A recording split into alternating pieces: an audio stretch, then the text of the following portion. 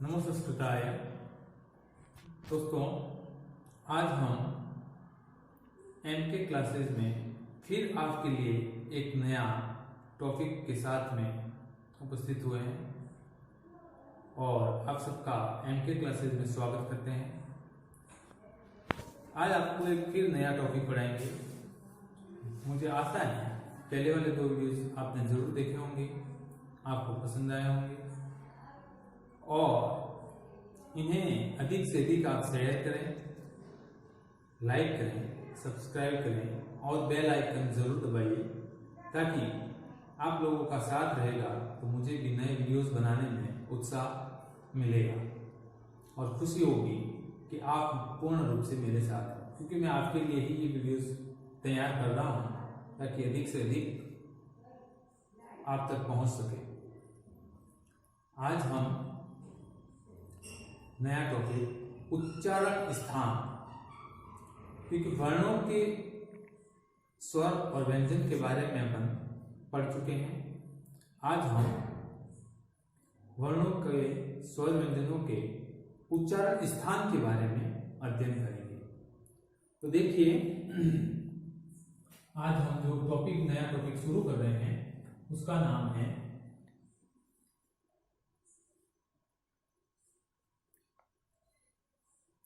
वर्णों के उच्चारण स्थान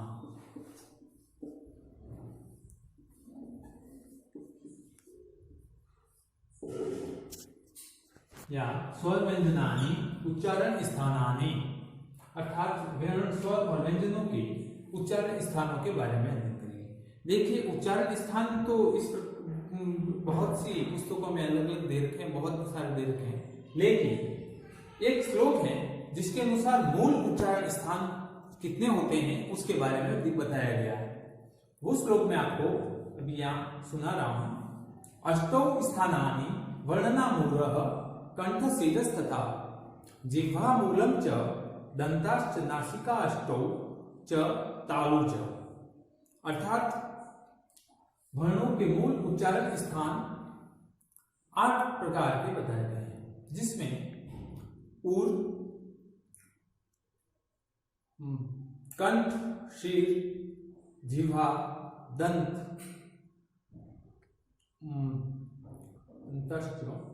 दंत और तालु, इस प्रकार से 8 प्रकार के स्थानों के बारे में बताया गया है, जिनका अपन एक एक करके अध्ययन करेंगे। देखिए, अब हम इस श्लोक को एक बार लिख लेते हैं ताकि आपको पूर्ण रूप से समझ में आ जाए। अष्टौ स्थानानि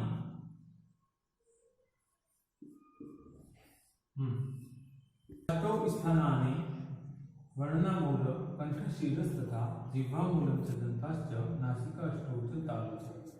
देखिए, ये श्लोक है जिसके अनुसार अष्टौ स्थानानि वर्णनामूलः कंठ शिरस्तथा जिह्वामूलं च दंताश्च नासिकाष्टौ च तालु च, अर्थात उच्चारण स्थान के कुल 8 स्थान होते हैं, जिसमें जो अपने वक्ता जब अपने वचनों को, अपने भावों को प्रकट करना चाहता है तो शब्द उसके शिरस प्रदेश से निकलकर और हृदय से निकलकर शिरस प्रदेश से टकराते हुए कंठ, शीर, जिह्वा, दंत, नासिका और तालु, इस प्रकार से 8 स्थानों से टकराकर शब्द मुंह से बाहर निकलता है।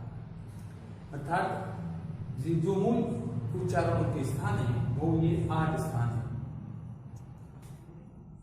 इसके बारे में भी एमपीएससी सेकंड ग्रेड में और फर्स्ट ग्रेड में भी प्रश्न आ चुका है कि कंठ शिरस्त उच्चारण स्थानानि कति भवन्ति, तो अष्टौ स्थानानि वर्णनाम भवन्ति। 8 स्थान ही मूल स्थान माने गए हैं। इसमें अब हम सबसे पहले जो शुरू करते हैं कंठ।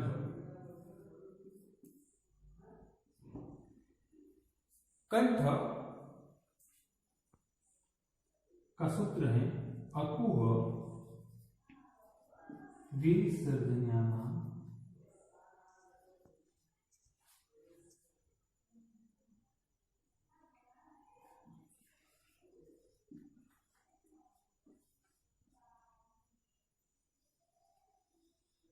कंठ।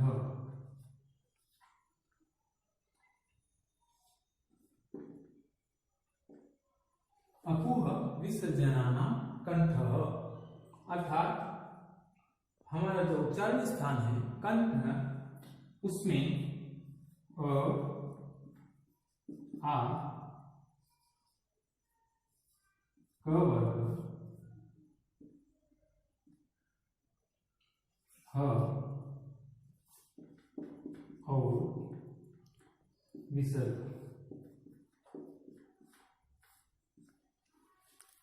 ये जो वर्ण है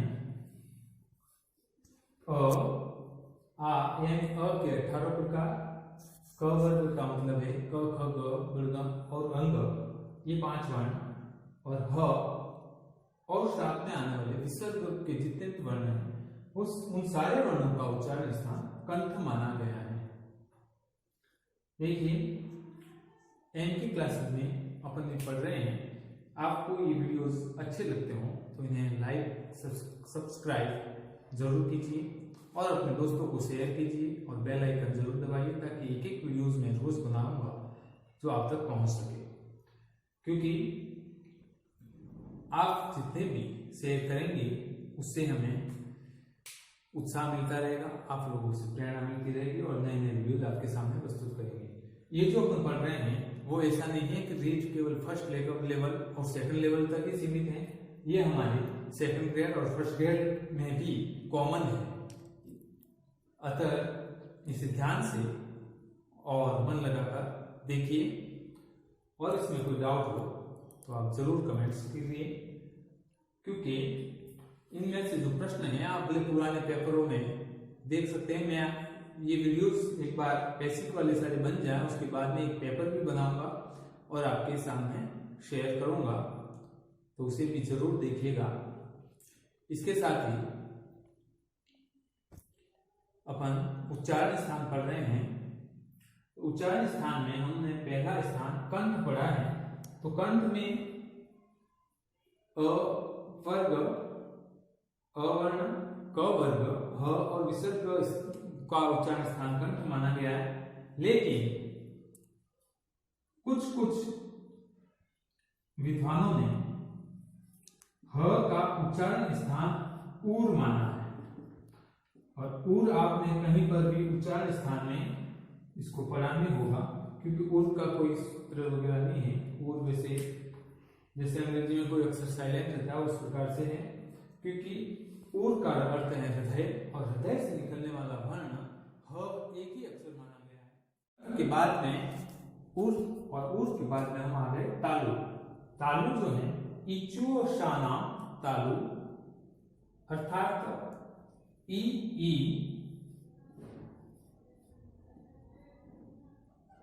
और च वर्ग और य एवं तालिश, ये जो वर्ण है इनका उच्चारण स्थान तालु माना गया है, और इसलिए आपको ये सूत्र भी याद में रखने हैं। कंठ का अकुह विसर्जनानां कंठ, अ क वर्ग, ह और विसर्ग, वो उनका उच्चारण स्थान कंठ माना गया है। इसी प्रकार से इचुशानां तालु, ई च वर्ग, य और श, इनका उच्चारण स्थान तालु है। फिर हम आते हैं मुर्दा। ऋतुषाणां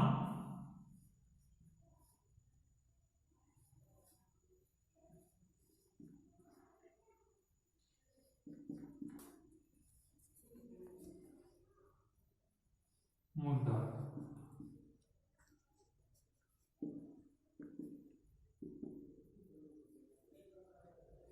ऋतुषाणां मुर्दा, अर्थात री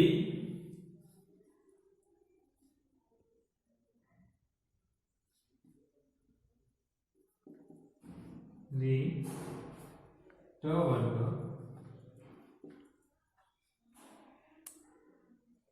श र और श। ये जो वर्ण है री री ट वर्ग र और श, इनका जो उच्चारण स्थान है वो मूर्धा माना गया है। ठीक है, कंठ, तालु, ऊर, मूर्धा। मूर्धा का सूत्र ऋटुषाणा मूर्धा या मूर्धन्य। मूर्धन्य भी कहीं कहीं आपको पुस्तकों में मिलेगा, ऋटुषाणा मूर्धन्य। रे रे ट वर्ग र और श, इनका उच्चारण स्थान मूर्धा। फिर दंत। दंत में लृ तुलसानाम दंता, लृ त वर्ग ल और श, जिसको आप शाप वाला स कहते हैं, वो श, उनका उच्चारण स्थान दंत माना गया है। तो हम सूत्र लिख देते हैं, लृ तुलसानाम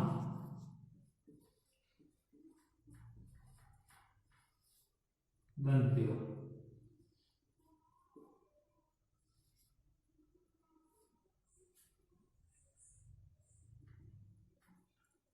अर्थात लृ त वर्ग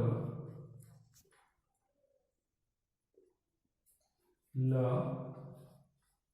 और श, ल और श, लृ त वर्ग ल और श, इनका उच्चारण स्थान दंत माना गया है।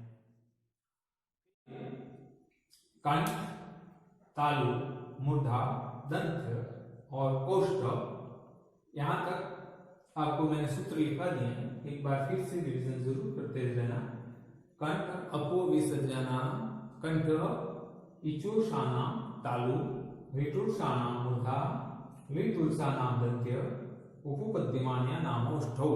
इस प्रकार से ये सूत्र हैं।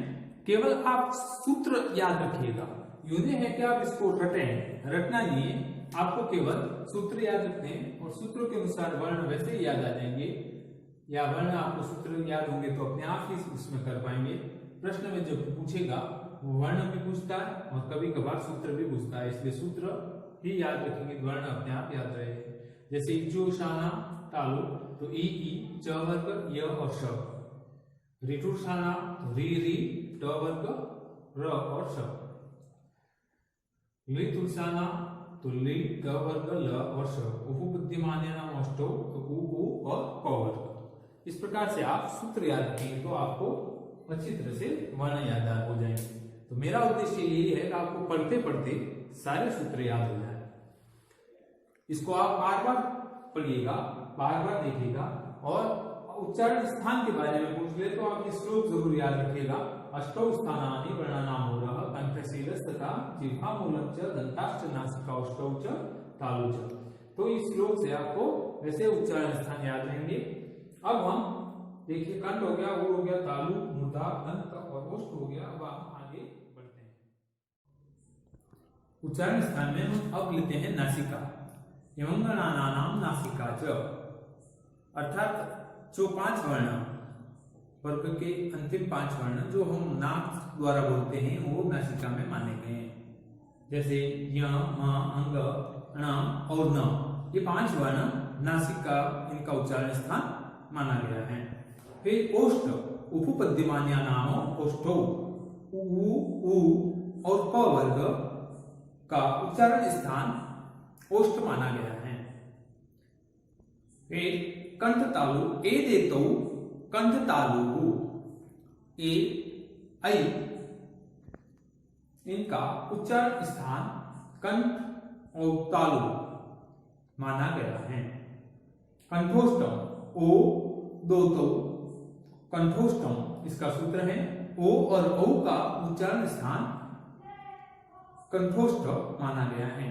दंतोष्टम, वकारस्य दंतोष्टम, अर्थात व का उच्चारण स्थान दंत और ओष्ठ माना गया है। ये हमारे आरबीएससी सेकंड में आ चुका है कि वकारस्य उच्चारण स्थान क अस्ति तो दंतोष्टम। तो इस प्रकार से हमें सूत्र भी याद रखते हैं और वर्ण भी याद रखते हैं। और अब हम अंत की ओर चलते हैं। जिह्वा, जिह्वा मूल्यस्य स जिह्वामूलम, क और इस प्रकार से लिखा जाता है ख, उसे हम जिह्वा मूल्य वर्ण कहते हैं। और अंतिम सूत्र है नासिका अनुस्वारस्य, अर्थात हम जो बोलते हैं अंत में, वर्ण में अंत जो वर्ण है उसे उसका उच्चारण स्थान नासिका अनुस्वार माना गया है। इस प्रकार से हमारे इन वर्णों के उच्चारण स्थान पूर्ण होता है, लेकिन इन्हें हम एक बार बोर्ड पर लिख कर जरूर। नासिका यमंगणानाम नासिका च, यानी वर्ग का जो पांचवा वर्ण है वो नासिका, इसका उच्चारण स्थान माना गया है। उपपद्यमान्या नामो ओष्ठौ, उ और प वर्ग, इनका उच्चारण स्थान ओष्ठ माना गया है। कंठ तालुका में ए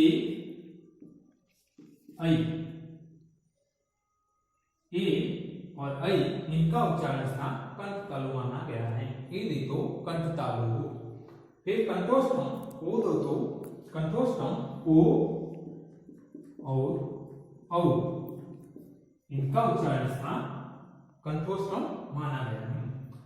दंतोष्ठम, वकारस्य दंतोष्ठम, अर्थात व का उच्चारण स्थान दंतोष्ठम माना गया है। जिह्वा, जिह्वा जो है जिह्वा मूल्य यस्य स जिह्वा मूलम, यानी कि क और जिह्वा मूल्य ख, इनका उच्चारण स्थान जिह्वा माना गया है। और इसका उच्चारण स्थान नासिका अनुस्वार माना गया है। नासिका अनुस्वारस्य